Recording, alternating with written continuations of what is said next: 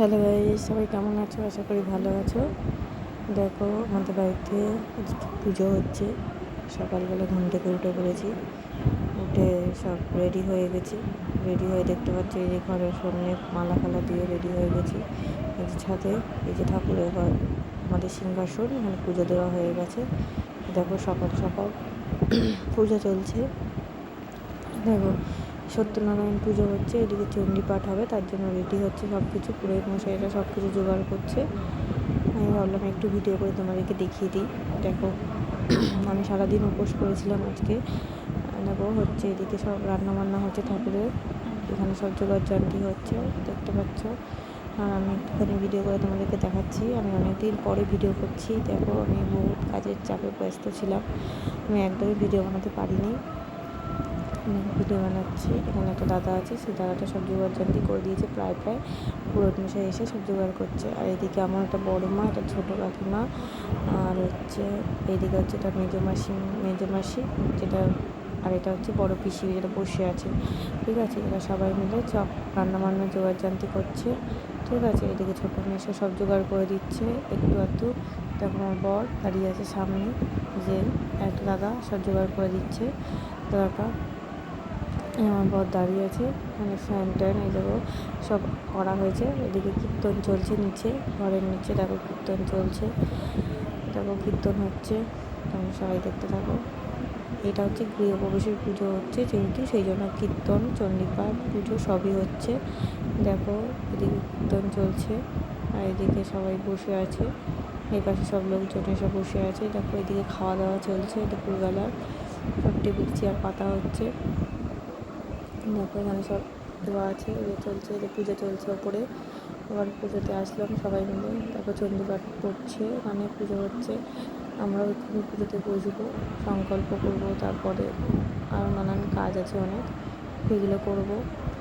ঠিক আছে, সেরকমভাবে পুজো চলছে এখন। দেখো, পুজো হয়ে যাচ্ছে। পুজোটা 4টে অবধি হয়েছে, অনেকটা বড় পুজো ছিল, সেই জন্য দেরি হয়েছে একটু পুজোটা শেষ হতে।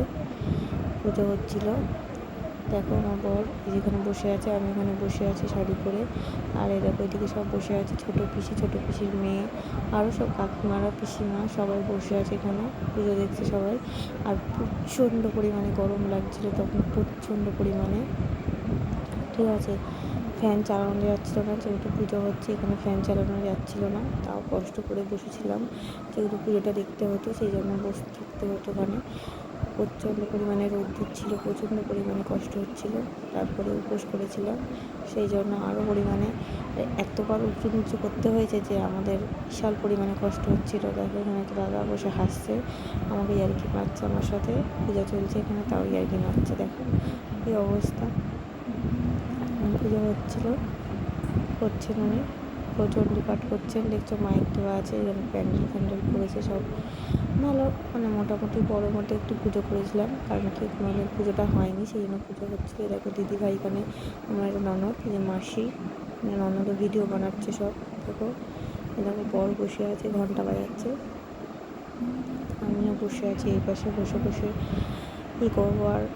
তখন পুজোটা হচ্ছিলো, বসেছিলাম, সেই জন্য দেখছিলাম পুজোটা কীভাবে হচ্ছে। ঠিক আছে, দেখো পুরোহিত মশাই পুজো করছেন,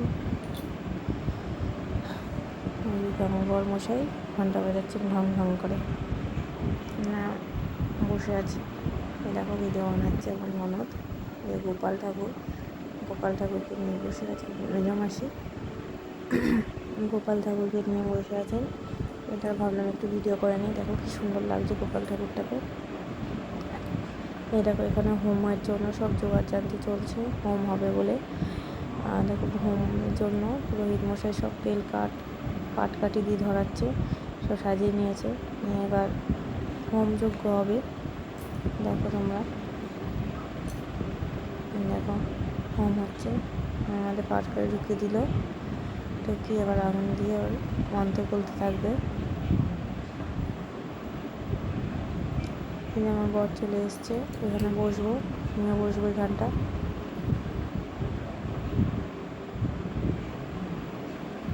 দেখো, শুরু হয়ে গেছে হোম, এখানে সবাই বসে আছে, সবাই হোম দেখছে।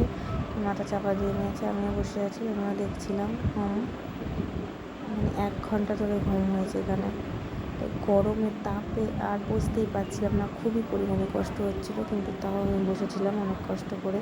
সবাই এখানে বসেছিল, দেখো আমার শাশুড়ি মা সবাই বসে আছে। চলো সবাইকে টাটা।